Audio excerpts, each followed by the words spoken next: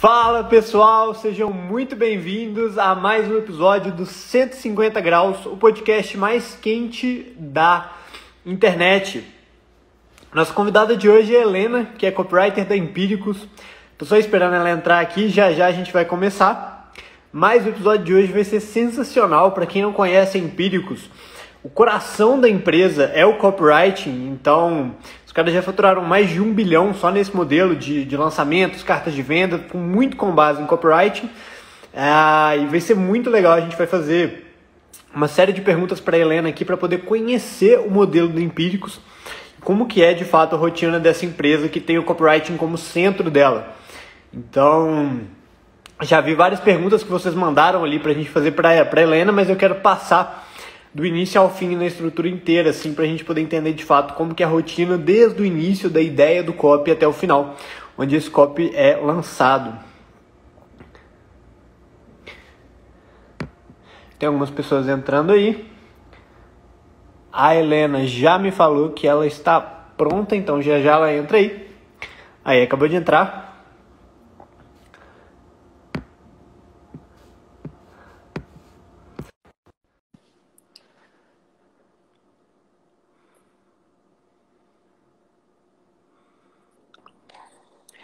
Ei, Helena, Olá!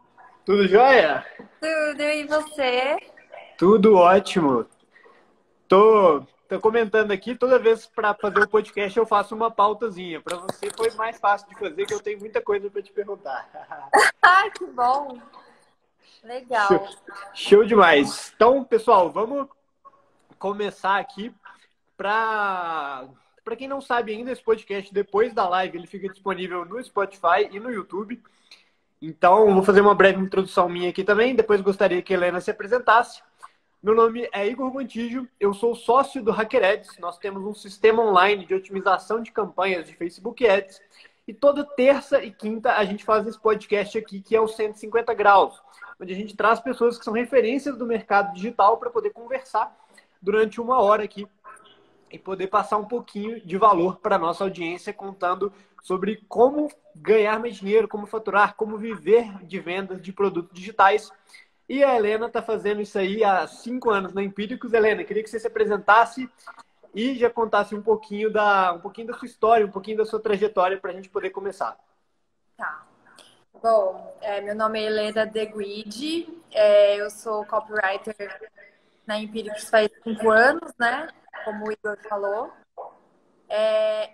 Assim, eu comecei a fazer copy faz 5 anos, exatamente. Então, quando eu entrei na Empíricos, eu não fazia ideia do que era copy. Na verdade, assim, uma amiga da infância estava trabalhando. E aí ela falou pra mim assim, eu tava sabático, não tava trabalhando. Ela falou assim, eu tô trabalhando numa empresa muito legal, nova, poucas pessoas conhecem, mas eles têm um propósito muito legal de ajudar a física. E eles estão precisando de uma pessoa para escrever. E como eu sou jornalista, eu amo escrever, sempre gostei. Eu falei, eu acho que seria legal assim, voltar a escrever, porque era fazer um tempinho já que eu não estava fazendo. Aí eu fui na entrevista, despretensiosamente, e comecei a trabalhar lá. Eu lembro que toda semana a gente estudava copy, porque a gente estava começando também. Não tinha nenhum curso, não tinha material, não tinha nada. A gente foi beber na fonte dos americanos, né? Show. Peraí, só um minuto que o pessoal tá reclamando que tá dando eco. Não sei se é aqui no meu ou se é no seu. Ai. Deixa eu dar uma baixada aqui no meu também.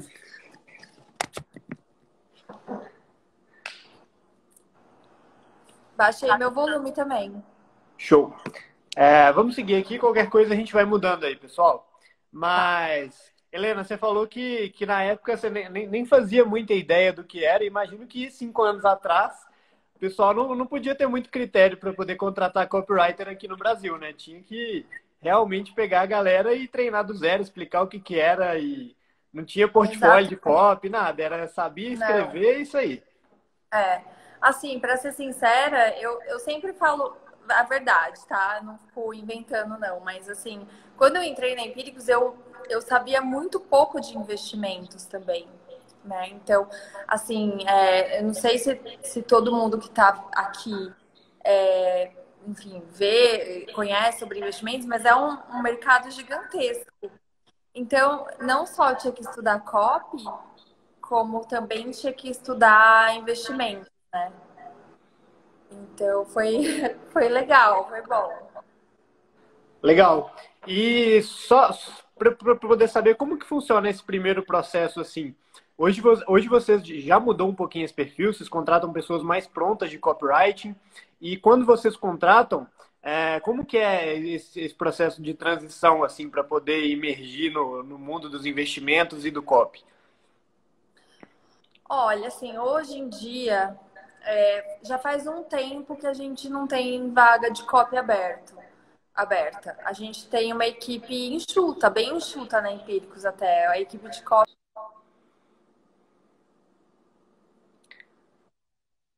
Tranquilo. Empíricos de copy tem a equipe de copy da Empíricos tem uma, duas, três, quatro, cinco, seis pessoas, com o Beto sete.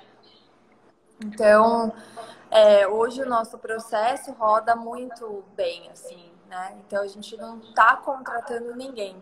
Mas quando a gente contratou, por exemplo, para Vitrio, né, teve uma vaga que eles pediram uma indicação para a gente, né, do CopCamp, a gente pegou um aluno do CopCamp.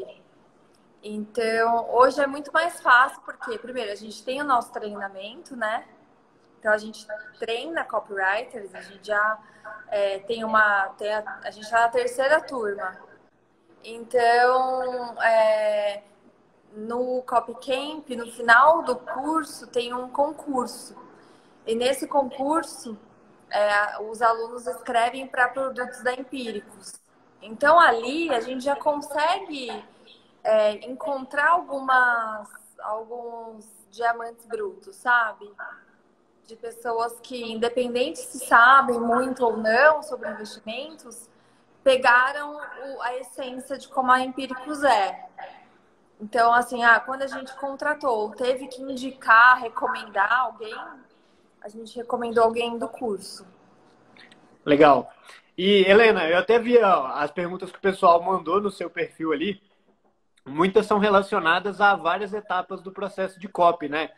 Então, nas perguntas que eu separei aqui, eu fui muito passando do processo como um todo, assim, desde o inicinho até o final, em como que funciona de fato essa máquina de copy da Empíricos. Só para poder reforçar aqui, eu citei no início, o coração da Empíricos hoje é o copy, né? Tudo vai com base no copywriting, assim, tudo que vai para o mercado. E a primeira coisa que eu queria entender é como que nascem como que nascem assim a origem das ideias, porque as ideias elas vêm de oscilações do mercado, né, de oportunidades que aparecem em ações e tudo mais. E queria passar por isso primeiro, como que isso nasce? Se é um analista que vira para vocês e sinaliza a oportunidade, se isso vem do copywriter, ele confirma com um analista ou algo do tipo, como que funciona isso? Acontece dos dois jeitos, tá? Então, como funciona, tá? Vou explicar direitinho, que eu acho que vai ficar mais fácil das pessoas entenderem. Toda semana a gente tem uma reunião, né? Onde a gente define quais são os projetos que vão sair. Então, essa reunião semanal, ela leva em consideração o clima, né, do mercado. Então, se aconteceu alguma coisa muito bombástica, né? Por exemplo, hoje teve reunião do Copom, né? Eu nem vi, na verdade, se o juros caiu ou não. Mas a gente leva isso em conta, né? Então, se os juros caiu mais ainda, assim, o juro negativo no Brasil tá ficando cada vez mais negativo. São coisas que a gente tem que abordar no COP, né? Faz sentido pra gente. Tem a parte factual, né? Que no jornalismo a gente chama de factual, que é a ideia que vem do dia a dia. Porém, também tem o outro lado. Às vezes o copywriter tem uma ideia e ele sugere. Então, as últimas, ó, os últimos copies que eu fiz, a ideia foi minha, tá? Mas tem alguns experts que eu trabalho também, que às vezes eles trazem a ideia para mim e aí eu faço a ideia dele também, né? Legal. E a partir do momento que surgiu essa primeira ideia, seja sua ou seja do expert, como que funciona o processo para poder falar, não, beleza, a gente vai começar agora a produzir um processo de copy em cima dessa ideia? Na reunião a gente já consegue, assim, na reunião, se eu tenho uma ideia, né? Então eu já falo na reunião, eu tenho uma ideia de um copy, enfim, sobre o que eu tô fazendo agora, as melhores ações do mundo. Ali a gente já consegue, assim, como a gente tá, é o que eu falei, a gente está muito treinado, então a gente já consegue muito rápido, de cara, saber se a gente gosta da ideia ou não. Então, se é uma ideia muito ruim, ela já morre ali na reunião mesmo, sabe? O que pode acontecer também? Eu tive uma ideia legal, comecei a escrever o copy e estraguei a ideia. Aí, na hora do peer review, né, quando a gente se reúne para ler o texto, às vezes a ideia muda, às vezes a gente melhora essa ideia, né? Então, ela acaba ficando em segundo plano porque tem uma ideia mais legal. Mas, assim, é engraçado porque eu vejo, assim, que às vezes as pessoas se apegam muito às ideias delas, né? Então, elas acabam tendo uma ideia e acham que aquela ideia é incrível, né? E não quer largar a mão. Lá na Empíricos, assim, como a gente escreve muito copy, a gente não tem essa ligação emocional, né, com a ideia. Então, assim, eu tenho um monte de ideias que vão pro lixo, sabe? E ok, né? Não, eu não fico chateada. Às vezes tem algumas, assim, que eu gosto muito que eu fico mais chateada, mas a maioria das vezes é um negócio tão dinâmico, sabe? Que acontece bem. Eu tô ouvindo um pouco de eco ainda, só eu. Ou eu não estou escutando. Pessoal, falem aí se ainda está acontecendo algum tipo de eco. Tá, mudar Eu tô aqui. tomando uma cervejinha, não me julgue. Show demais. Helena, outra coisa que eu achei legal, voltando no que você falou que às vezes as ideias elas dão lugar para outras, né? Vocês têm uma pauta definida de número de ideias, assim, todo mês a gente vai fazer X lançamentos para vocês conseguirem priorizar quantas que vão sair e quantas que não? Ai, tá com eco ainda, eles estão falando. Será que é meu celular, gente? Tem um Assim pessoal mesmo. falando que tá com eco, tem um pessoal falando que não tá com eco, então... Bom, vamos respondendo aqui e vamos embora. Então, então, é assim, ó. Toda semana, né, nessa reunião, o que a gente define? Normalmente, a gente, toda semana, tem um copy novo de back-end, né, que são os produtos caros, e um copy novo de front-end, que são os produtos baratos, né? Então, às vezes aconteceu alguma coisa, caiu um projeto. Sou eu, então. Quando eu falo da Eco, minha tia Cristina. Na Um verdade, beijo, tia. na verdade, eu até dei uma baixada aqui no meu, porque se quando você fala da eco, na verdade, o seu som que pode estar dando eco no meu, né? Mas dei uma baixada, mais uma baixada aqui. Mas tem gente aí falando que tá tudo excelente, então vamos seguir aí. Tá.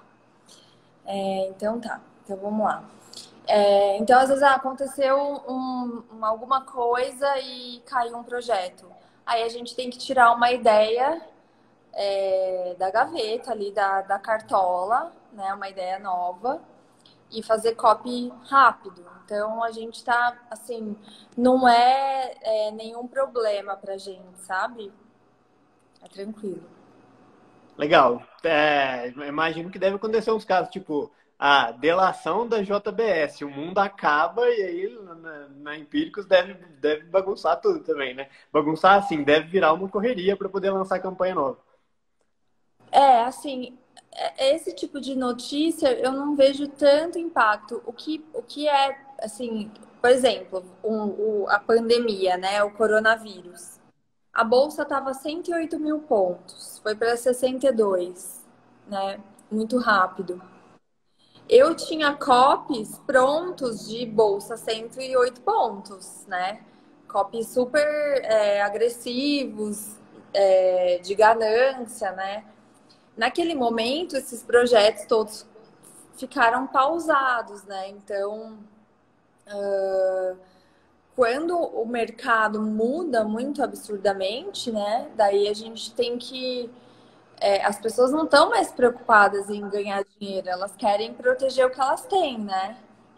Então a gente acaba mudando o tom, né? Foi um momento bem difícil, assim, porque eu percebo que os analistas, né, ficam muito preocupados com. Assim, é uma responsabilidade gigante, né? Você recomendar investimento, porque as pessoas estão fazendo aquilo que você está pedindo, e aí, sabe? De repente elas viram o patrimônio delas derreter 40% do dia para a noite, né? Então, o que fazer, né? Assim, é engraçado, porque os copies que foram muito, muito bem nessa época eram aqueles que falavam assim: o que você vai ter que fazer agora? Assim, a gente sabe que o momento tá muito difícil, a gente não sabe o que vai acontecer. Então, eu vou te falar exatamente o que você tem que fazer. Então, esses eram os copies que estavam indo melhor na época. Legal. E isso que você falou é legal porque você tem uma outra notícia aqui, mas você citou uma que ela teve impacto justamente porque ela altera o humor do mercado, né? Vocês fazem muito isso nas campanhas. Vocês pegam com base no em como está o humor do mercado e eu acho engraçado porque eu até citei isso numa outra live que eu fiz, um exemplo de vocês, inclusive, porque na hora que a bolsa caiu e foi lá embaixo, todos os especialistas viraram e falaram: ah, não, agora é a hora de comprar porque tá barato. E vocês já lançaram um negócio tipo Fim do Brasil, parte 2. Então, pega muito mais o espírito do pessoal que tá com aquilo na cabeça, tipo, meu Deus, o mundo vai acabar, o que que eu faço agora? Como que eu me protejo? E vocês fazem muito isso de pegar o espírito do momento, né? E uma vez que isso é feito, que vocês validam essa ideia lá na reunião, eu sei que vocês já não produzem o copy inteiro de uma vez, né? Existe uma pré-validação, pelo menos do lead ali, do início daquela ideia. Como funciona isso? Sim, bom, então, uma vez que a gente colocou uma data, né, para o copy sair, né, na agenda, então o copywriter começa a fazer o projeto, é, começa a fazer a pesquisa e a primeira etapa é fazer o lead, né? Então, o lead, ele é basicamente a big idea, né? E as primeiras 10, 7, 10 páginas do projeto. Né? Então, depois que você escreveu essa parte, que é a parte mais impactante do copy, né? A gente senta, normalmente em 2, 3 pessoas. O que eu faço? Eu imprimo o meu lead, deixo com essas pessoas com antecedência para elas lerem. Daí a gente vai numa sala, né? Quando antes da pandemia a gente ia numa sala, hoje a gente vai numa reunião do Google Meets, né? E aí a gente vai falando, ó, eu acho que essa parte podia ser isso, eu acho que isso aqui não tá tão legal, troca por isso. O legal do peer review, assim, não é você falar, tipo, ai, não gostei dessa frase, ou não gostei dessa parte. A gente costuma falar que a melhor coisa que você faz no peer review é falar e se, né? Então, e se, ao invés disso, você colocar isso? Porque quando você fala o e se, você se força a achar uma solução. Porque falar, ah, não gostei dessa frase, não. Assim, o copywriter vai ter que depois parar, trocar. Então, quando a gente fala e se trocar por isso, puta, o peer review fica super produtivo, sabe? E, enfim, daí depois do peer, né, a gente senta, o copywriter pega todas as observações e arruma, né, o lead. Aí ele pode, depois disso, começar a escrever o resto do copy, que é a parte da persuasão. Então, são as provas, objeções e a oferta, né? Uma forma simplificada. Legal. Então, e aí, depois tem o cub, né? Então, eu terminei o copy, aí eu mando esse copy pronto para as mesmas pessoas que participaram do peer, para elas lerem e verem se tem alguma coisa que está confusa, chata ou inacreditável. Então, de novo, você passa a peneira, né, no copy e arruma mais uma vez. E daí, por fim, ele vai para o compliance, né, que é a área de nossa área de compliance. Então, duas advogadas, elas leem o copy e falam se tem alguma parte problemática, conferem se é tudo verdade, se todos os depoimentos são reais, se os dados que a gente está usando são fiéis, enfim, elas verificam, né, essa parte de advogado, assim, que caso poderia dar algum problema, né? E aí o copy está pronto para disparar ou ser gravado em vídeo. Legal. Duas coisas que eu queria passar que eu acho bem interessante é que vocês já têm esse processo de copy definido, onde o copy necessariamente ele precisa passar por outras pessoas, e isso é fundamental, né, Helena? Porque pode ser você que tem 5 anos de empíricos, pode ser o Beto, pode ser qualquer pessoa. A gente sempre acaba ficando viciado na nossa ideia, viciado no que a gente escreveu. Que por mais que seja a pessoa mais treinada do mundo, ainda tem coisas que se pega ali, pontos que você deixou passar, que as pessoas elas vão melhorando, né? Então isso é muito enraizado com vocês. Assim, muito. Ó, eu já fiz projetos que pularam essas etapas, tá? Então eu já fiz o projeto inteiro e o Torelli só leu o final e passou no compliance. Mas assim, são exceções, né? Tipo, hoje eu tenho uma certa experiência de bater o olho e ver o que tá faltando. Mas é como você disse, às vezes deixa passar alguma coisa legal. E não só isso, como outra pessoa, ela tem um olhar diferente, né? Que, primeiro, ou ela acrescenta alguma coisa muito boa, ou ela dá uma objeção muito boa, né? Então, tipo, mas isso aqui me fez pensar essa objeção, né? Que você, como copywriter, não tinha conseguido pensar sozinho, né? Então, assim, vale a pena, é legal ter uma pessoa lendo o seu projeto. Eu sei que, assim, é uma dor, né, do nosso público, porque tem muita gente que trabalha sozinha e ainda mais agora, na pandemia, que as pessoas estão trabalhando de casa, né? Então, ainda assim, eu acho importante você ter alguém que leia seu projeto, que dê opinião, né? Enfim. Legal. Isso é muito importante porque ajuda demais a construir. E para quem está escutando isso aqui, às vezes a gente fica com o ego ali, né? De falar, cara, não vou mandar porque minha ideia vai ser criticada, as pessoas vão falar da ideia. Mas até no processo que a Helena falou, isso já é montado para ser feito de uma forma construtiva, que você não pode simplesmente criticar. Você tem que vir e acrescentar. E não tem ninguém ali querendo criticar ninguém. Tá todo mundo querendo fazer o copy dar certo, querendo fazer o copy vender. Todo mundo quer ter, Até porque na próxima reunião a outra pessoa que está lá criticando vai estar com o copy dela na roda e ela também vai querer sugestões construtivas no dela, né, Helena? E assim, eu vou confessar uma coisa que eu nunca falei antes, tá? Mas assim, às vezes que eu senti vergonha de mostrar a minha ideia é porque ela tava ruim, tá? Legal.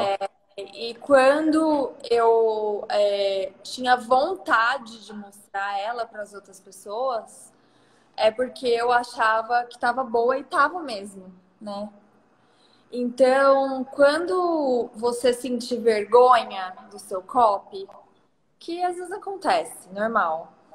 Normalmente é porque precisa editar mais, trabalhar melhor no copy, sabe?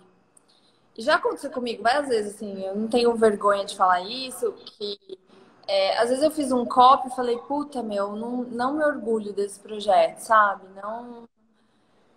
Não teria orgulho de... no link da minha bio, eu sempre coloco o copy que eu tô escrevendo, né? E às vezes eu tô escrevendo um copy que não vendeu bem, né? Acontece. Então, eu coloco lá mesmo assim, de vez em quando. Mas quando eu tô no meio de um projeto que não tem nada para colocar. Mas às vezes, putz, dá vergonha, sabe? Não é um projeto que você fala, ai, quero muito mostrar pro mundo. Não, legal demais. E, Helena, outra coisa que eu queria conversar com você do processo de copy em si é porque vocês têm o pacote de entrega já, né? Vocês têm algumas peças pré-definidas que vocês têm que entregar junto com a ideia do copy. Como que funciona não só isso, mas a definição do formato, né? A gente falou um pouquinho da validação da ideia, mas como que vocês escolhem como que isso vai ser lançado, qual que é o formato e quais peças vão ser necessárias para poder usar para esse produto aí? Tá. Boas as suas perguntas, Igor. Eu gostei. É, Bom, como funciona, né? A maioria das vezes a gente escreve o copy em texto e lança organicamente para nossa base. Então a gente manda por e-mail para as pessoas. Quando esse copy vende bem, a gente faz anúncio. Então, assim, é como se fosse um teste, né? Então, primeiro eu valido ele na minha base e depois eu coloco dinheiro nele, né? Então, hoje em dia, antes a Empíricos, por exemplo, eu já fazia um copy já com anúncio já, indo para o YouTube, veiculando, gastando dinheiro com tráfego. Hoje a gente não faz mais assim, a gente só coloca dinheiro em tráfego, em copy que converte, tá? Então a gente tem uma porcentagem lá de conversão, que pra gente é boa, né? Que eu acho que eu já falei algumas vezes no meu perfil, né? Quando perguntam, mas é muito complicado, porque a Empíricos ela destoa um pouco do mercado, né? Então, o que é uma conversão boa para mim pode não ser para quem é menor. Até Mas em termos de volume, né, Helena? Hoje vocês conseguem é, validar o copy na sua base, porque vocês têm uma base gigantesca de pessoas do seu mercado aí. a gente tem 2 milhões de e-mails, né? Então, a conversão, para mim, ela é pequena. Assim, eu preciso converter 3% de quem viu o copy, né? Então, para mim, uma conversão boa de um copy baratinho, né? Um front-end, de quem viu o copy, 3%. Eu acho que, eu não sei muito bem, mas assim, no mercado, eu acredito que esse número seja um pouco maior, né? Então, sinceramente, isso eu não tenho base, mas enfim, voltando.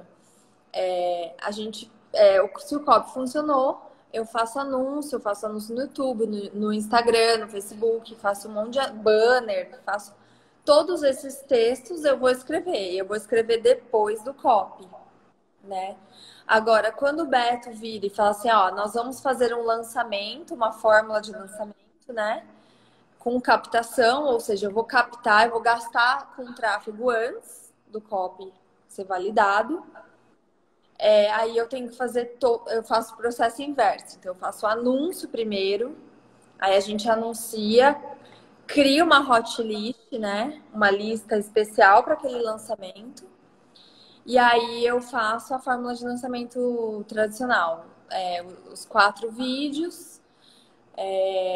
E assim, o bom da Empíricos, né? Eu acho que fora da Empíricos deve ser melhor ainda, é que você tem uma liberdade muito grande. Você pode ser bastante criativo em gerar conteúdo, né? Então, eu vejo que tem muita gente que faz desafio no Instagram, tem gente que faz live.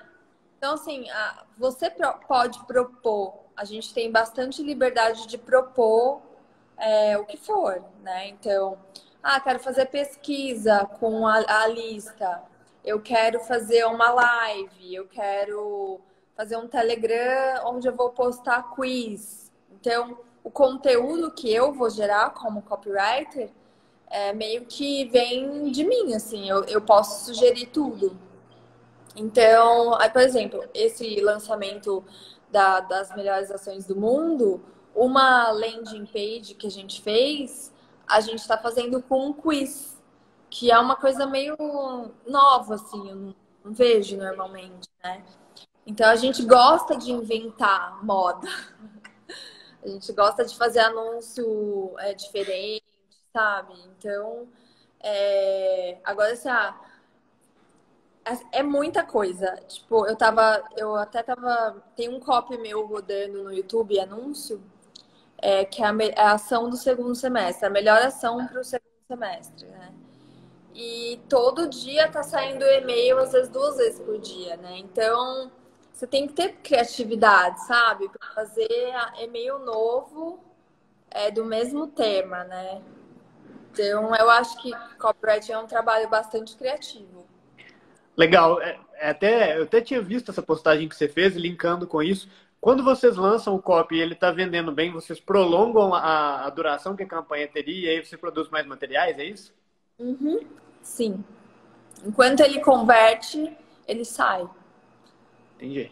Legal. E é legal porque eu ganho comissão, né? Então, tá tendo venda desse copy faz 6 meses, eu tô ganhando dinheiro 6 meses. Isso é muito legal pro copywriter.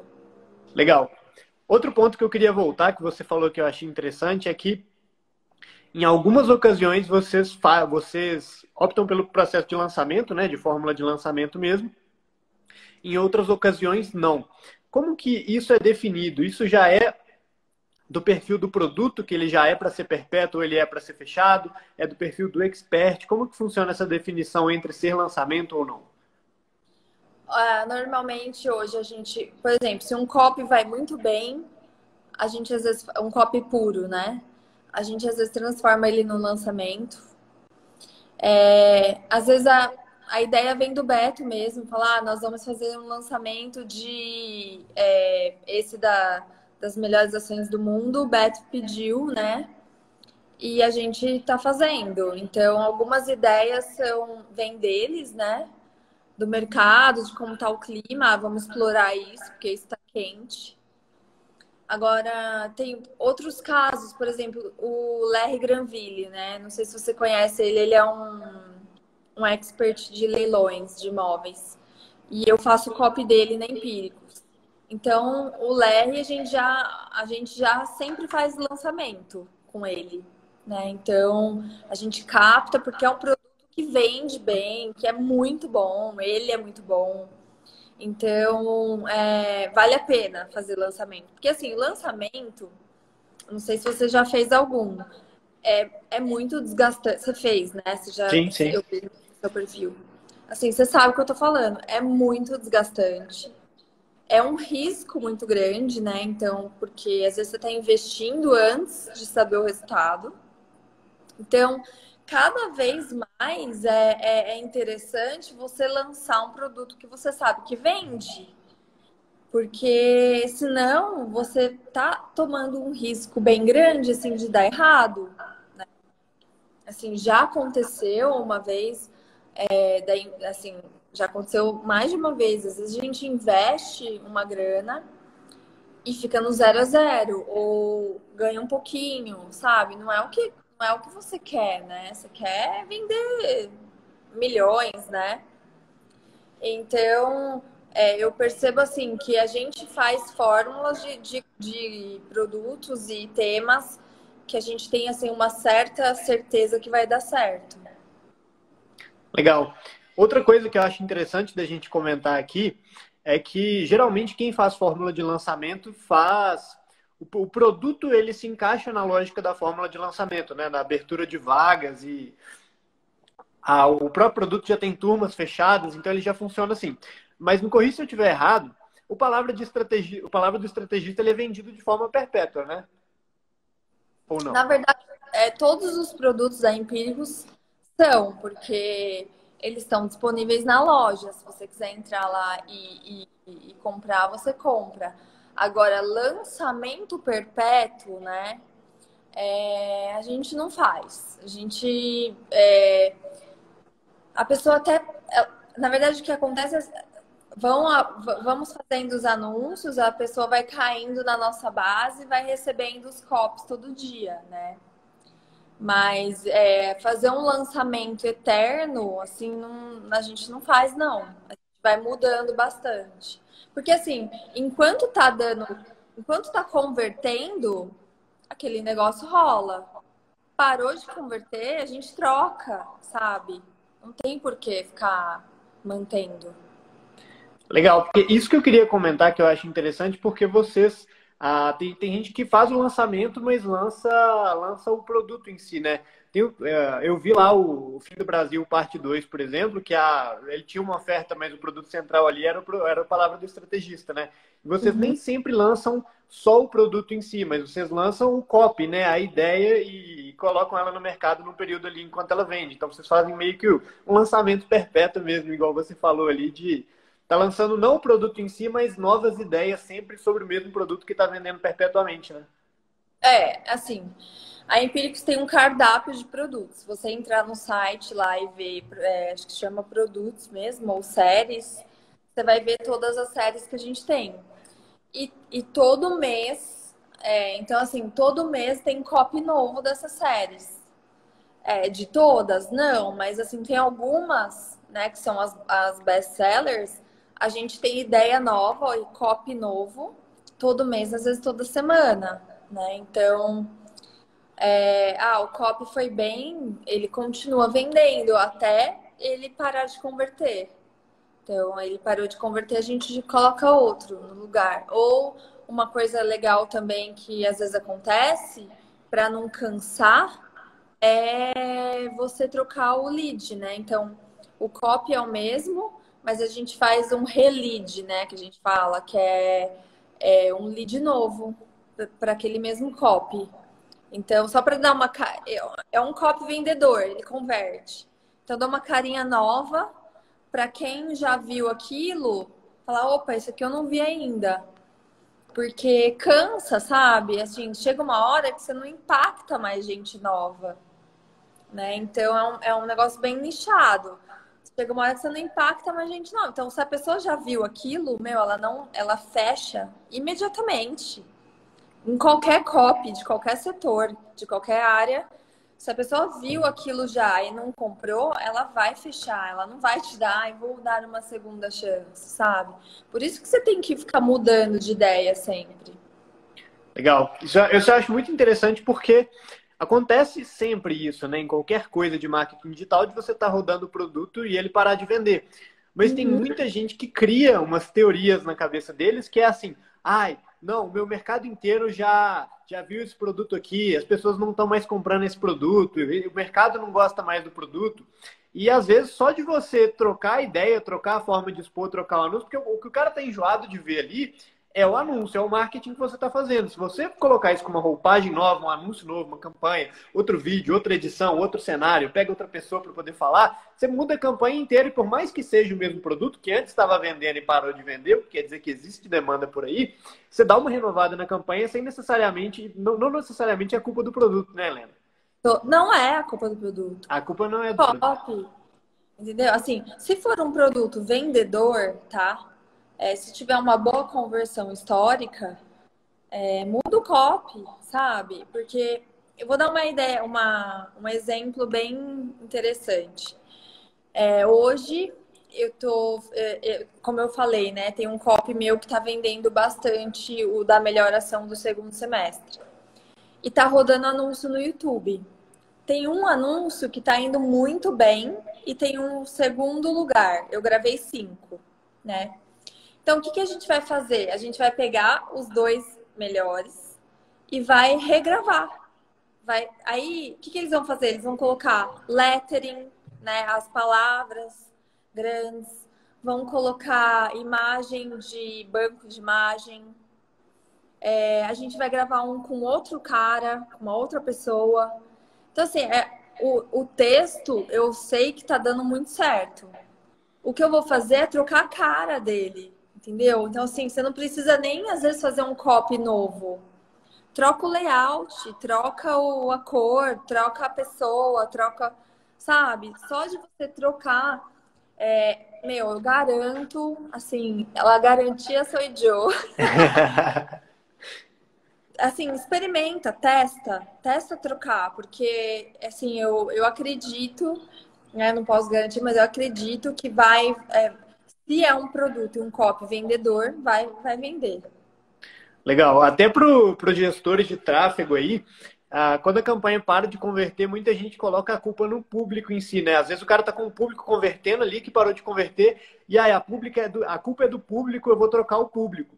Mas, cara, o que o público tem contato de fato é os criativos. Então, por mais que o cara esteja saturado, se a frequência do seu público lá de anúncio tá 7, o cara já viu o mesmo anúncio 7 vezes, você não precisa trocar o público. Se aquele público ali que está convertendo, existe a demanda naquele público. De você trocar os criativos, você já muda a mídia pela qual o cara vai ser impactado ali e você dá um refresh no público usando aqueles públicos que já estavam convertendo antes. Porque às vezes o cara tem um público convertendo bem, que ele sabe que é o público-alvo, para de converter porque a frequência aumentou, todo mundo já viu.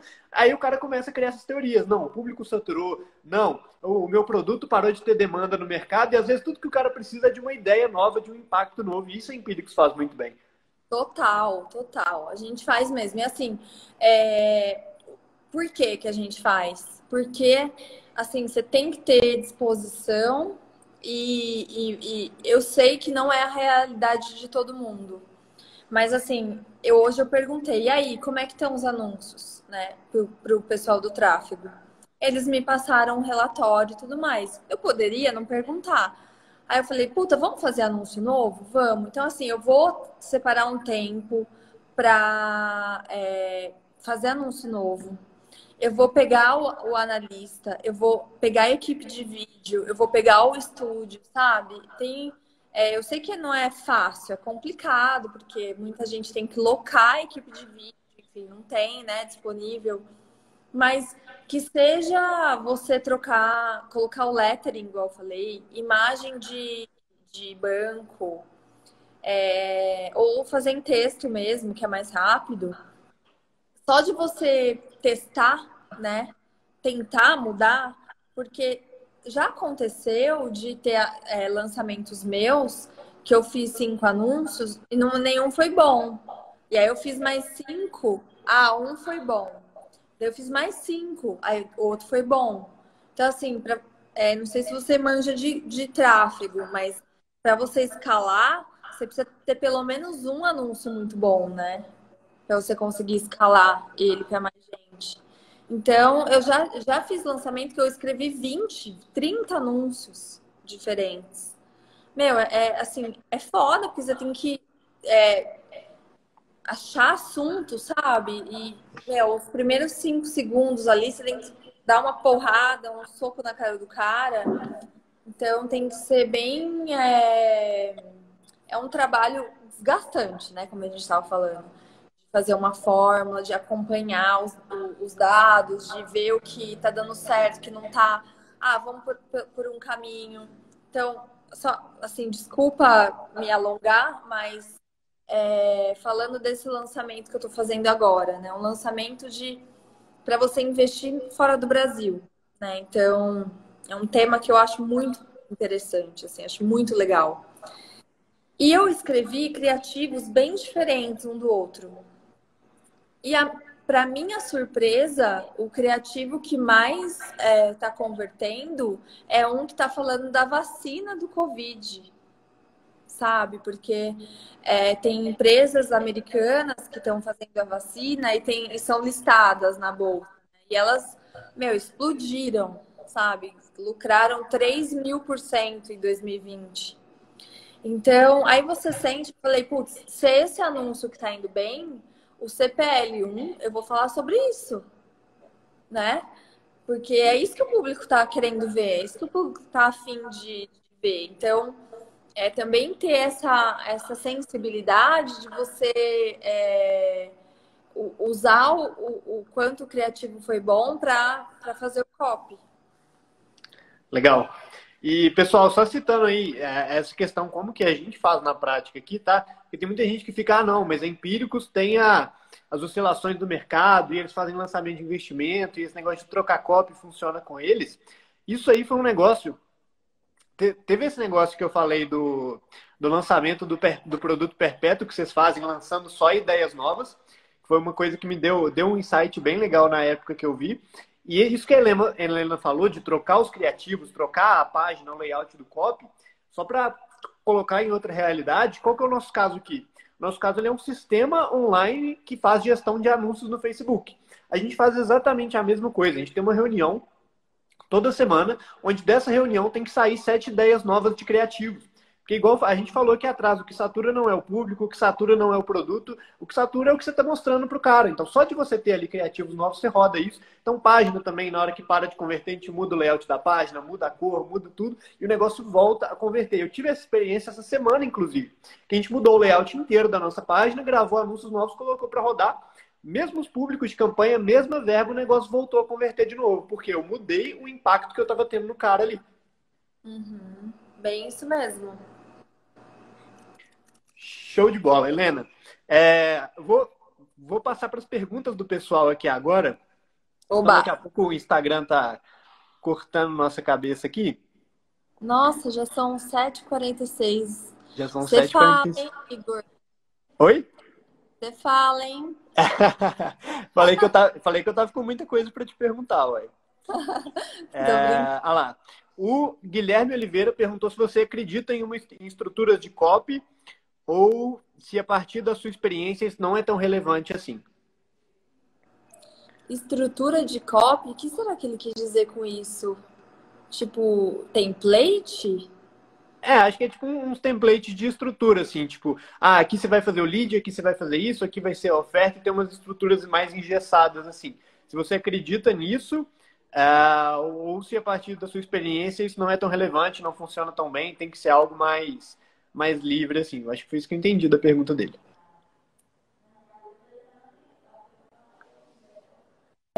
Olha, assim, em relação a se você está querendo dizer que é template, né? Eu acho difícil usar, porque eu vou dar um exemplo. Eu já tinha mais ou menos pronto na minha cabeça o que eu ia escrever nesse CPL1 do meu lançamento. Com o anúncio, mudou tudo, entendeu? Então, eu fui para outro caminho.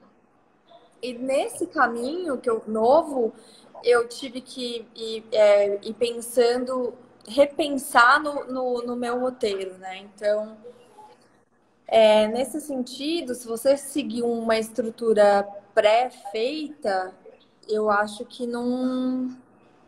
Não sei, eu não acredito. Eu gosto de escrever do zero, como se eu estivesse conversando com a pessoa do outro lado, né? Então, eu imagino lá o meu Bob, né? O persona. Imagino que eu tô falando com ele e tentando falar o que ele quer ouvir, né? Legal. O Rico Rocha falou. O Marcelo tá aqui, Giovana, ai, que queridos. São os meus alunos, eles são muito fofos. Desculpa, a pergunta do Rico, né? Essa certeza que vai vender só vem com a experiência. Não, Rico, não vem. A Nem com a certeza não experiência, né, Helena? Só a prática mesmo. é teste, é você colocar na rua e ver. Você não vai vender soufflé, que todo mundo gosta. Às vezes você erra. Show. Tem uma vaga aqui, hein, gente, para redator. Obrigada. Caravela Criativo. Então, quem tá procurando Esse, vaga de copywriter aí? esse anúncio da vacina, eu nem percebi que era da Empíricos. Aí, tá vendo? A gente tem que. Teve uma época na Empíricos que a gente brincava que a gente estava fazendo o projeto Drible. Então a gente ficava pensando em coisas diferentes para driblar o que todo mundo tava fazendo, sabe? Para você ser diferente mesmo. Legal. Qual dica para quem está começando? Bom, assim, eu sou bem repetitiva, mas no meu perfil tem uma foto da Faria Lima, tem umas pessoas de bicicleta. E ali eu escrevi o que eu acho que tem que ter, tem que fazer para começar, que é escrever uma página de copy todo dia ler um copy todo dia e ter uma ideia de copy todo dia. Mas ler lá que tá explicadinho. Show. E essa pergunta aqui que o Aleph fez, uma pergunta bem legal, ele quer que você resuma rapidamente aí as etapas do copy do início até o final. Então, começa com a pesquisa, depois vai para análise, depois vai para o lead. Tá. Bom, para mim, tá? O primeiro processo é uma cirurgia cerebral. É tipo um processo dolorido que dói assim na alma, que é encontrar uma big idea, tá? Então, para isso, eu passo muitos dias lendo sobre o assunto, lendo tudo que o expert escreve, lendo notícias, enfim, se eu tiver tempo, livros, mas normalmente não tenho tempo, então eu leio bastante o que o expert escreve em busca de uma ideia que eu acredito ser uma big idea. Né? Então, depois disso, assim, dentro do universo muito grande, eu vou afunilando, né, para essa ideia. E aí, depois disso, eu faço a minha pesquisa. O que contempla a minha pesquisa? É encontrar notícias, é encontrar estudos, é falar com o Léo, né, que é nosso researcher, pedir para ele fazer algumas simulações de conta para mim, né? Então, tipo assim, vou fazer um copy de renda. Meu, da onde que eu vou tirar que o cara vai ganhar 2.000 por mês? Então, assim, o Léo faz todo esse estudo de matemática, né, pra gente. E aí, então, eu começo a escrever o lead, tá? Então, primeiro eu começo com a primeira página e nela eu fico um tempo. Depois eu escrevo o resto do lead. Daí a gente passa pelo processo, né, que eu citei antes, do peer review. Aí eu vou para o final do copy, escrevo a parte da persuasão, então, objeções, quais são os benefícios do produto, prova, coloco bastante prova e, por fim, a oferta. Passamos pelo compliance e vai para venda. E aí só Jesus na causa. Só fazendo um parêntese aí, um negócio legal que eu acho da Empíricos também, é que vocês têm essa figura do researcher, né? Que é o cara. Vocês veem tanto a importância da prova no copy que vocês têm pessoas lá que ficam só pesquisando as provas e apoiando vocês nessa parte, né? Do tanto que isso é importante. E assim, o Léo, assim, ele é um cara, assim, a gente deu muita sorte, porque ele é um cara muito bom, ele ama investimentos, né? Ele é um investidor, então ele entende, né? Porque às vezes eu peço para ele umas coisas, coitado, que eu Imagino. eu falo assim, Léo, eu quero chegar nesse número. Como eu chego nesse número? Então ele faz toda a parte de pensar, a parte lógica, né? Ao contrário, né? Então, hoje, assim, nossa, eu sou muito agradecida. Eu acho que ele não tá vendo, mas assim, eu sou muito agradecida porque ele me ajuda muito mesmo, assim, de verdade. Deixa eu ver se tem Show. alguma outra pergunta. Ah lá, o Gabriel falando que ele achou, depois de 4 dias, assim, gente, é uma coisa que consome, sabe? É um negócio que me consome por dentro. Achar uma ideia. Para um público inconsciente, é melhor um copy de segredo ou de história? Sou aluna do Copcamp e estou em dúvida. Na sua opinião, qual é o melhor? Eu iria no de segredo. Segredo é foda, meu. Segredo, todo mundo quer saber o que é o segredo. É história, nem todo mundo gosta, então vai no segredo. Todo mundo falou história. Gente, segredo, todo mundo quer saber o segredo. Você acha que o copyright se desenvolve melhor se ele escreve apenas para um nicho? Então, eu dei uma aula sobre isso para os alunos do Copcamp. Eu acho que sim, tá? Porque eu acho que... Ó, Igor, qualquer coisa você me interrompe, tá? Por Não, favor. tranquilo. Mas, assim, a minha opinião é que quando você é um copywriter nichado, é o jeito mais fácil de você ganhar dinheiro mais rápido, entendeu? Porque as pessoas vão saber que você, por exemplo, um monte de gente me manda mensagem para fazer copy. pessoas que estão nessa área de investimentos, enfim, finanças em geral. As pessoas, elas já sabem, elas já me procuram, entendeu? Para isso. Então, eu, né, seria uma copywriter de um nicho, de preferência, finanças ou saúde, que, na minha opinião, são os maiores e é onde você tem mais chance de ganhar dinheiro, money. Legal. E até o desgaste da adaptação que você falou que teve todo mundo tem no início, né, Helena? De parar para entender sobre investimento. Então imagina o cara pega investimento, pega maquiagem, pega, sei lá, hipismo, e ele tem que entender profundamente não só do assunto, mas, pô, quem que é o cara que normalmente consome, como que é o público-alvo, o que que ele quer. Então isso desfoca Assim, muito. perfeito o que você falou, perfeito. E outra, assim, tem alguma coisa que você gosta, sabe? Alguma coisa que você curte mais, porque é horrível escrever sobre uma coisa que você não gosta. Eu sou jornalista. Quando eu comecei, eu ficava fazendo notícia de polícia, sabe? Ficava ligando para a polícia. Eu trabalhei na EPTV aqui em Ribeirão, que é afiliada da Globo. Ficava fazendo ronda na polícia. Aconteceu alguma coisa? Gente, horrível, sabe? Você trabalhar, escrever e falar de uma coisa que você não gosta. Então, se tem alguma coisa que você curte, assim, não precisa ser, tipo, finanças, sabe? Eu acho interessante você escrever alguma coisa que você gosta, porque é mais fácil. Legal. O Gabriel falou ali que ele escreve para vários nichos. Eu também escrevo para vários, mas eu acho muito melhor se eu tivesse só um e pudesse focar e ver uma persona ali e ficar o dia inteiro pensando o que que esse cara quer da vida dele. Tem esse lado bom de Não. você aprender sobre várias coisas, mas eu Sim. escolheria focar. Tá começando agora, né? Escreve para vários até você descobrir o que você gosta. Não é uma regra aqui que eu tô falando, mas eu acho assim, para você, se você quer se especializar quando você já tiver uma certa experiência, eu acho inteligente. Nem que seja em 2 nichos, sabe? Mas não faça todos. Só Legal. só responder aqui rapidinho o Gabriel, que ele falou segredo do quê? O cara nem sabe que tem um problema. É o seguinte, Gabriel, às vezes ele não sabe que ele tem um problema, mas ele é curioso, tá? Todo mundo é curioso.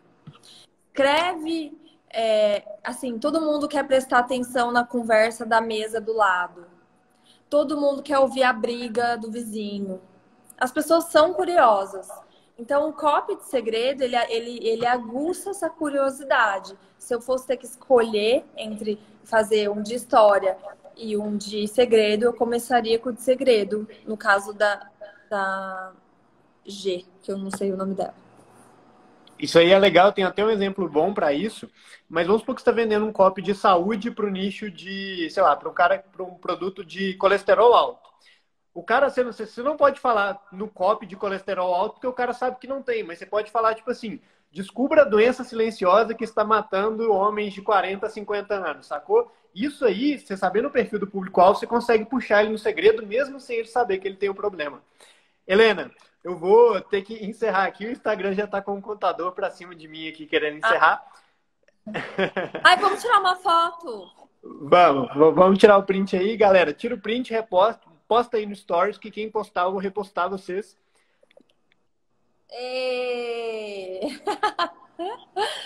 Fechou. Obrigada, Igor. Obrigado, Helena. Quero agradecer demais seu tempo aí. Agradecer o pessoal que assistiu. Na quinta-feira agora a gente tem mais um episódio do 150 Graus com o Marcelo Távora, que vai falar de vendas no modelo de afiliação, no modelo de coprodutor, então bem focado em infoproduto. Eu espero vocês aqui toda quinta-feira. Muito obrigado, Helena, e até mais aí. Pessoal, um grande abraço. Um beijo para vocês. Tchau, tchau. Obrigada. Tchau, tchau.